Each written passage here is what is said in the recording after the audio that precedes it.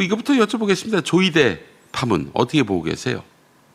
정말 답답한 일이죠. 네. 아니 진짜. 아직도 지금 저 사람이 지금 대법원장으로 있다는 것 자체가 그렇죠. 이건 진짜 이 나라의 그 국기와 관련된 문제기도 하고요. 사법부 관련해서 여러 가지 문제가 있는데 네. 우리 국민들이 정말 명확히 아셔야 될 것은 네. 작년 12월 3일 네.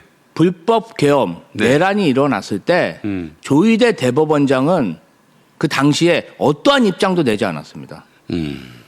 아니 사법부 독립을 가장 침해하는 게 불법 계엄과 내란이었습니다. 네. 그런데 아무런 입장을 내지 않다가 네.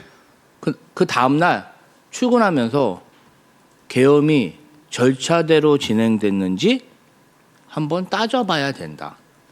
그 12.3 밤에 네. 우리 대한민국 국민들은 맨몸으로 슬리퍼 신고 예. 그냥 자가용 타고 서강대교에 차 세워놓고 네. 장갑차와 총동 군인들을 막았는데 그렇지. 사법부의 수장이라는 조희대 대법원장은 계엄이 절차대로 진행됐는지 따져봐야 된다. 이런 하나만한 소리를 한 사람이 바로 조희대 대법원장이었다. 자, 그 얘기는 결국에는 이렇게 풀이할 수 있을 것 같아요.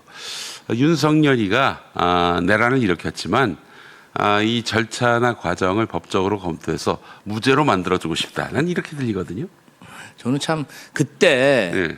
뭐 언론에서는 조희대 대법원장의 입장에 대해서 별로 주목하지 않았는데 저는 그 입장을 보고 경악을 금치 못했다. 네. 어떻게 사법부의 수장이 저 따위 인식을 가지고 우리 국민보다 못한 그 정말 잘못된 불법 계엄이다. 하다못해 요새 장동혁 대표한테 눌려갖고 비리비리한 한동훈마저도 당시 국민의힘 당대표는 한동훈마저도 이것은 불법 계엄이다. 내가 가서 막겠다. 국회의원도 아닌데 국회 본청까지 본인도 잡혀갈까봐 들어간 거 아닙니까? 네. 아니 근데 사법부 수장이 이런 애매모호한 그런 입장을 냈다? 예. 이 자격이 있는 사람입니까? 저는 자격이 없다고 생각합니다. 자격 없지. 국가 지도자로서 자격이 없다. 네. 소리 높여 얘기할 수 있습니다. 자, 그래서 지금 일단 민주당에서는 조희대 대법원장 보고 용퇴하라 이렇게 점잖게 이야기하고 있는 편인데, 근데 저는 조희대의 그 내란 가담 여부부터 우선 시원하게 한번 파헤쳤으면 좋겠다는 생각이 들어요. 지금 내란 가담 여부 찾아보면은 나올 것 같거든요. 그날 밤에 회의를 했다는 거 아닙니까? 네. 윤석열이가 이 12월 3일 밤 10시 반쯤에 계엄을 선포했고, 그리고 또 모였다는 거 아닙니까? 아니, 그거는 결국에는 윤석열의 계엄을 어떻게 협조할 것인가, 그 회의 아니겠습니까? 아니, 모여서 뭐해요? 그냥 서로 그 계엄 선포와 관련해서 각각의 인상 비평, 대법관들의 인상 비평을 들으려고 그 자리를 열었었던 것은 아닐 거 아닙니까? 아니 그러니까 사법부라는 게 네. 법의 집행에 있어서 예. 명확한 판단을 해줘야 되는데 그렇지. 우리가 왜 12.3 계엄을 불법이라고 얘기합니까? 예. 계엄에는 계엄을 발동할 수 있는 요건이라는 게 있어요. 그렇지. 그게 하나에도 맞지 않고 그냥 윤석열 지 내키는 대로 계엄을 저질렀기 때문에 불법 계엄이다 내란이라 이렇게 부르는 거잖아요. 네. 그러면 그 판단을 해줬어야죠. 예. 근데 사법부가 왜 침묵하고 따져봐야 된다? 저는 이 부분 관련해서 매우 의심스러운 건 사실인데 네. 현재까지 비화폰 통화 내역이라든지 그렇지. 뭐 녹취라든지 확실한 증거가 없기 때문에 아니, 있다고 하더라고요. 비화폰 통화 목록에 수상한 부분들이 있다는 이야기가 지금 돌고 이 있어요. 부분 관련해서 명확히 밝혀진 게 아니기 때문에 심증만 가지고 있습니다. 네. 심증으로 이 부분에 관련해서 유죄다 이렇게 할 수는 없는 거잖아요. 그런데 네네. 이제 나라도 좀 안정이 됐고 예. 정권도 바뀌었고 네. 이제는 이 부분 관련해서 철저히 한번 따져봐야 되지 않나 이런 생각이 좀 듭니다. 네, 저도 그렇게 생각을 합니다. 일단 지금 조희대 대법원장이 그날 밤에 모여서 뭔 얘기를 했는지 대법관들하고 법원행정처장도 이렇게 뚜렷하게 그날 무슨 회의했는지에 대해서 밝히지 못하고 있어요. 그리고 그 기자들과 만나서는 이게 법적으로 문제가 있는지 없는지 한번 따져봐야겠다라는 대단히 유보적인 발언을 했고, 또 무엇보다도 서부지법이 털렸는데, 예를 들어서 이런 극우 세력들에 의해서 털린 게 아니라 이른바 민주화 운동, 좌파라고 또 그들이 부르는 그 세력이 서부지법 그렇게 침탈했다면 그럴 리는 없겠지만 절대로 그렇다면 아마 조이대의 대응이 달랐을걸요. 이제 서부지방법원 아니 그거에 대해서도 서부지법에 대해서도 직접적인 입장 표명이 없었어요. 그때도 이제 뭐 법관들의 심리 치료에 대해서 신경 써야 된다. 이제 그런 식의 태도면은 이게 있을 수 있는 일이 벌어졌다라고 간주하고 있는 거 아닙니까? 이제 지금 민주당의 사법개혁, 국민적 사법개혁에 대한 열망이 높아지다 보니까 뭐 대법관을 좀 증설하자, 네. 법관 평가를 네. 어떻게 하는지 좀 들어봐야 된다 이런 얘기가 있으니까 네. 뭐 지금 지법원장 회의, 검사장 회의를 따라한 지법원장 회의까지 했어요. 네. 아니 정말 내란이 일어나고 법원에 폭력 소요 사태가 일어났을 땐 한 번도 열리지 않았던 지법원장 회의가 예. 왜 정권이 바뀌고 사법개혁, 기득권 타파에 대한 목소리가 나오니까 왜 자기들끼리 모여서 검사도 흉내를 내냐 이 말이에요. 글쎄 말입니다. 어떤 때는 아주 애매모호하고 정말 기회주의적인 행태를 하다가 정권이 바뀌고 민주당이 사법개혁에 대해서 얘기하니까 그렇지. 정말 발빠른 모습을 보이고 있지 않습니까? 맞습니다. 이 부분 관련해서 일관성이 없다. 예. 이런 생각을 가지고 있습니다. 저는 국민의힘이 민주당이 조희대 대법원장의 어떤 행태 그리고 사법부 개혁에 대해서 얘기를 하니까 국민의힘이 이것은 민주공화정의 삼권을 훼손하는 반헌법적 행태다. 이렇게 비판하고 있어요. 네. 국민의힘도요. 김명수 대법관 사태를 정말 소리 높여서 외쳤고요. 네. 외치다 네. 대법원 앞에서 출근 시위까지 했어요. 릴레이 102명이 참석을 했고 네. 거기에 지금 개혁신당 대표인 당시 이준석 국민의힘 대표도 격려 방문까지 했습니다. 아니 본인들이 대법원장 사태를 얘기하면 정말 구국을 위한 결단이고 민주당이 정당한 의혹 제기라면 그건 상권 분립 훼손입니까? 말도 안 되는 이야기로 정말 민주당을 보수 언론과 융단 폭격을 지금 하고 있는데요. 저는 민주당이 좀 손해가 있더라도 네. 이번 사법 기득권에 대해서 네. 정말 문제 제기를 제대로 해야 된다. 이번에 대법관을 늘리는 것에 대해서 대법원에서 1조 4천억이 든다. 10여 명의 대법관을 늘리는데 1조 4천억이 든다. 그 따져보니까 예. 지금 대법관들이 서초동 예. 강남에 75평 사무실을 유지해야 된다. 그 사람들에게 똑같이 줘야 된다는 얘기예요. 예. 75평. 그러니까 대법관은 무조건 75평 강남 사무실을 써야 되기 때문에 1조 10여 명 늘리는데 1조 4천억이 든다는 얘기인데 네. 이거 국민들이 처음 한 거 아닙니까? 그렇죠.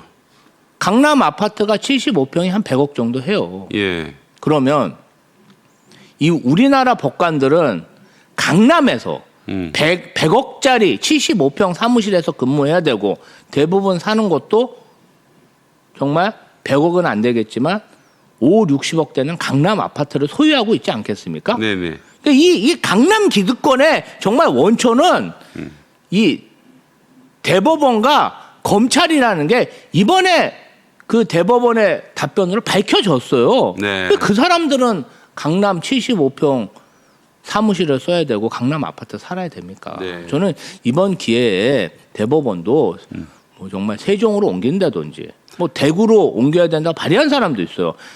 대검찰 그러려면은 헌법을 바꾸긴 해야 돼요. 왜냐면은 대법원은 서울에 둔다. 이게 101조 3항에 나와 있다고 하더라고요. 뭐 바꾸면 되지. 서울이라는 게 수도라는 개념이지. 뭐 네. 그것도 그래요. 뭐 또 법관들이 요런저런 걸로 해서 본인들이 살고 있는 강남에 무조건 그렇지. 위치해야 된다고 얘기하겠지만 예. 이번 기회에 이재명 대통령이 개헌 공약도 이야기하지 않았습니까? 그럼요.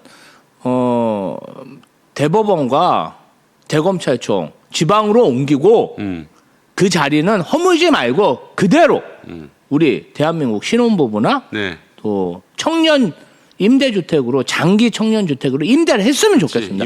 임대로 가야지. 우리 젊은 세대들도 강남 한번 살아봤으면 좋겠습니다. 왜 법관들과 검사들만 강남 살고 강남 100억짜리 사무실을 이용해야 됩니까? 사실 그런 곳에 위치해 있으니까 특권층을 대변하는 판결을 많이 할 수밖에 없는 거예요. 자, 그래서 저도 차제에 대법원이 세종이나 이런 데로 이전을 하는 것을 적극적으로 검토할 필요가 있다. 저는 국민적 공감대가 형성됐다고 봅니다. 노무현 대통령이 그렇게 행정수도 이전 깃발을 든 지가 이제 20년이 다 돼가는 상황인데 못할 게 뭐 있나 하는 생각도 들어요. 그 대법관 10여 명 증원하는데 1조 4천억이 든다는 그 발상 자체가 사실은 저는 민주당도 그렇고 국민의힘에서도 그런 생각은 감히 하지도 못할 것 같아요. 네. 제정신 있는 사람들. 그러니까 이 사람들이 얼마나 일반 국민들과 이격된 생활과 사고 방식을 가지고 있는지 사법 귀족을 형성하고 있는지 이게 만천에 밝혀졌다. 네. 우리는 건들지 마. 예. 우리가 다 결정해. 너희들이 아무리 찍고 뭐 날려도 고소 고발 당해가지고 법정에 오면 우리가 다 너희들 인생을 결정하는 심판관이야. 네. 그런 정말 뼛속 같은 귀족의식, 사법 귀족의식에 저런 망발을 답변서라고 낸 게 아닌가 이런 생각이 지금 듭니다. 저 조이대의 이익을 대변하는 진영, 뭐 언론이고 정당이고 가릴 것 없이 그 조이대하고 한덕수하고 만난 바가 없다. 지금 그걸 보도한 열린공감 TV 등이 가짜 뉴스를 유포했다. 이렇게 주장하고 있어요. 근데 또 그러면서 청담동 술자리 시즌 2 아니냐 그런 식으로 얘기하고 있는데 열린공감 TV가 청담동 술자리 보도한 바 없습니다. 그 경영권을 강탈하려던 자들이 한 건데 자 어쨌든 지금 이걸 이용해 가지고 가짜 뉴스 프레임 씌워 가지고 조이대는 잘못 없다. 따라서 조이대에 대한 어떤 문제 제기는 음해다. 이런 식으로 몰고 가는 분위기. 이거 어떻게 보고 계세요? 이제 뭐 국민의힘하고 특히 이제 보수 언론들과 방송에 많이 나오는 패널들이 무슨 건수 잡은 것처럼 이야기를 하고 있어요. 네. 그런데 우리가 정말 깊이 생각해야 되는 것은 뭐냐면요. 네. 그러한 어떤 의혹 제기가 나왔을 때 국민들이 그래 조희대 대법원장이 좀 이상하긴 해. 그럴 법해. 그런 생각을 가진다는 것 자체가 뭔가 말 못할 사정이 있지 않을까? 상식적으로는 도저히 이해할 수 없는 이재명 대통령 후보에 대한 파교항선심 결과 때문에 그런 거 아닙니까? 그렇죠. 예. 그리고 나서 내란을 저지른 윤석열 내란숙의 피의자를 갖지 않은 이유로 구속 취소를 한 직위원 재판부에 대해서 유흥업소에 접대를 받았다는 그 의혹 제기에 대해서 감찰 결과조차 발표하지 않고 있어요. 지금 그러고 있어요. 이거 직위원회가 정말 국민적 공분을 자아내게 만들었는데 그의 터무니없는 논리로 윤석열을 일자 구속 취소를 한 사건 이것 관련해서는 뭐 판사가 판단했으면 됐지 뭔 시비야 뭐 이런 쪽고 지금 또 게다가 직위원회가 룸살롱 접대 받았다는 의혹과 관련해서는 감찰 결과도 전혀 밝히지 않고 이러면은 직위원이 너 잘하고 있다. 이 희대형이 밀어줄게. 너 그 계속 윤석열에 대해서 우호적으로 판단하라고 이렇게 지시한 거나 마찬가지예요. 그거는. 저는 좀 사법부가 네. 그래도 최소한의 형평성은 가져야 된다고 생각합니다. 그렇지. 제가 이재명 대통령이 민주당 당대표 1기 시절에 정무조정 부실장으로 근무했는데 이재명 대표에 대한 재판은 피고인은 이재명 대표가 무조건 나야 된다. 일주일에 3, 4회 무조건 재판정에 가야 된다. 네. 그렇게 정말 법원 행정력을 집행한 게 조희대 사법부예요. 아 그러네요. 실제로 아니 막 선거 때 바쁠 때 뭐 좀 연기해달라 이런 거 하나도 안 통해서 와라 무조건 와라. 그리고 안 오면 계속 경고하고. 근데 조희대 사법부의 우리 직위원 판사 지금 그러고 있습니까? 오든지 말든지 예. 재판도 그냥 뭐 한 9일에 한 번 열고 내란 재판 자체도 이것은 국가 기밀과 관련된 거니까 공개하면 안 된다. 아니 지금 이 내란만큼 중요한 정말 국민적 관심사가 있는 사건이 또 어디 있습니까? 맞습니다. 예. 우리 자라나는 청소년들이 봐야 돼요. 이따위 짓거리를 하는 내란 수괴가 어떻게 처벌받고 얼마나 거짓말을 하는지. 그렇지. 예. 근데 이 부분 관련해서 조희대 사법부가 조희대가 윤석열에게 임명된 사람이다 보니까 형편에 치우친 그런 모습을 보이고 있고요. 어떤 네. 사람한테는 가혹하게, 어떤 사람한테는 유하게. 아니 그런데 아니, 그럼 너무 표가 나 너무 민주당이 그럼 가만히 있어야 됩니까? 안 되죠. 당사자인데 또. 그럼요. 아니 그 당 대표를 모시면서 그 재판 일정 때문에 당무를 제대로 보지 못할 지경에 놓인 일이 한두 번이 아니었죠? 아이 민주당의 최고 의사 결정 기구인 최고회의가 월수금 그렇죠. 아침 9시에 있는데요. 네. 그 10시까지 그 네. 서초동 법원에 참석하려고 막 시간도 단축해서 하고 엄청 고생하셨어요. 앞당기기도 하고. 그럼요. 시간 당겨서 가고 또 뭐. 그렇다고 본인이 빠지거나 그러지도 않았어요. 이재명 대표가. 아, 근데 저는 좀 그 대단한 게 예. 이재명 대통령이 그 당시 재판 받을 때도 제가 막 항의 전화를 많이 받아요. 지지자들한테. 예, 거기 예. 방청한 변호사들은 많이 졸고 있는데 이재명 대표 혼자만 이렇게 막 귀를 쫑긋해서 듣고 있다는 거예요. 네. 그래서 막 저한테 항의했던 기억도 있습니다. 아 그래요. 그 당시 이재명 대통령이 얼마나 마음 졸였겠어요. 그리고 또 자기 재판이니까 눈을 부릅뜨고 처음부터까지 다 들었을 것이고. 5개를 기소해가지고요. 예. 진짜 일주일에 3, 4일 재판 받은 적도 있어요. 그 재판을 좀 줄여달라 혹은 좀 기일을 좀 연기해달라. 아니, 절대 안 재판을 좀 받아줬다면서요. 하나로 통합해달라는 얘기는 했죠. 예. 아니 좀 재판부를 하나로 통합해주면 그게 좋잖아요. 그렇죠. 그리고 이제 재판 병합을 일수도 해달라고. 일주일에 뭐 예. 한두 번으로 제한하고 네. 전혀 그런 게 없었어요. 한마디로 재판으로 엿먹어봐라 뭐 그런 취지가. 재판으로 죽이는 거죠. 그 얼마든지 대법원장이 재량권을 야, 행사해가지고 근데 그거를- 병합도 시킬 수 있고 또 이 과중한 어떤 재판 부담을 줄여줄 수도 있는데 조이대는 일체 봐준 바가 없어요. 아니요, 너무나 가혹했고요. 예. 그런 모습들을 참 지금 생각해도 이재명 대통령이 그 당시에 어떻게 재판을 하면서도 야당 당수로서 활동을 하고 총선에서 압승하고 정권을 재창. 대통령 선거 운동할 때도 기를 잡았잖아요, 재판 글쎄 기를. 말이에요. 총선 때도 아니 그러니까 본인도 나가고 또 그 지역의 이런 후보들을 도와야 되는데 그래서 그랬다는 거 아닙니까? 그거는 정말 대단하신 거 그 같아요. 법원 가서 이제 재판 받고 돌아올 때 항상 동작구를 둘러가지고 오는 길이니까 그래서 유삼영 후보를 도와주고 그랬던. 아, 그러니까 그때 나경원 의원을 떨어뜨렸어야 되는데 아쉽습니다. 야 진짜 조이대의 죄가 하늘을 찌릅니다. 옥황상제 할아버지 똥꼬를 찌릅니다. 정말 여러분 똑똑히 기억해 주시고 이런 조이대가 무슨 야로를 피울지 몰라요. 2027년까지가 임기인데 그 이전에 빨리 끌어내려서 국민들이 사법부에 대한 존경심, 그 신뢰를 회복할 수 있도록 해줘야 합니다. 네. 조이대 이참에 끌어내려야 합니다. 정말 그대로 두면 안 돼요. 저 사람 정말 윤석열의 사람이다. 윤석열의 이익을 대변했다. 이렇게 봐도 전혀 무리가 아닙니다. 이런 사람이 계속 있는 한 우리 사회 법정의는 무너질 수밖에 없는 것이고 이대로 2년 방치하면 사법부를 신뢰하지 않는 국민들 때문에 이 나라의 법치의 어떤 근간이 흔들린다. 이런 점을 좀 분명히 말씀드리고 싶네요. 예, 모두 관심을 가져주셨으면 좋겠고 지금 일부 언론들이 이건 가짜 뉴스다. 조이대하고 한덕수와 만난 것이 가짜 뉴스다. 이런 프레임을 씌우고 있는데 제가 어제 열린공감 TV 가서 좀 사정을 들었습니다. 여러분 그렇지 않아요. 근거 없이 떠든 거 아닙니다.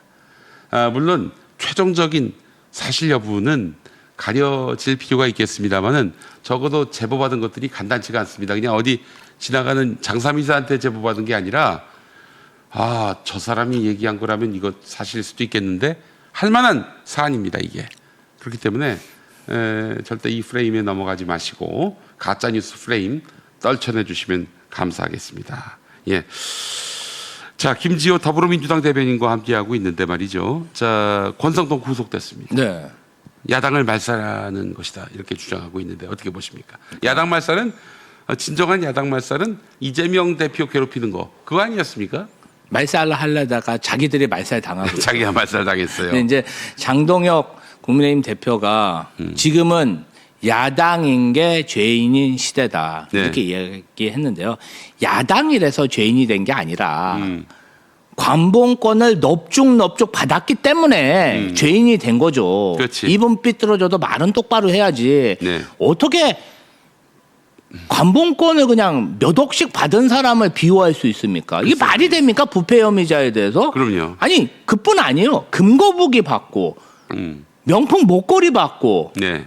그림 받고 그러니까 사실은 구속되고 수사 받는 건데 어떻게 그런 걸 비호할 수 있습니까? 글쎄 말이에요. 아니 지금 국민의힘 정말 이해가 안 되고요. 뇌물 비리를 공당이 그렇게 비호해서는 안 된다. 국민적 저는 더 지탄이 될 것이다. 창피한 줄 알아라. 이런 말씀을 드리고 싶습니다. 네. 자, 그 이제 권성동이 처음이 아니라 시작이다 이렇게 보는 시각도 많습니다. 대변인님 보시기엔 어떻습니까? 아무래도 권성동이 있고 그 뒤로 이철규, 윤한홍 뭐 이런 꼽힙니다. 친윤 언더 친윤 실세들이 있지 않습니까? 네. 또 이철규 의원 만만치 않은 사람이다. 네. 저는 이철규 의원 관련해서도 무언가 좀 비리 혐의가 있지 않을까.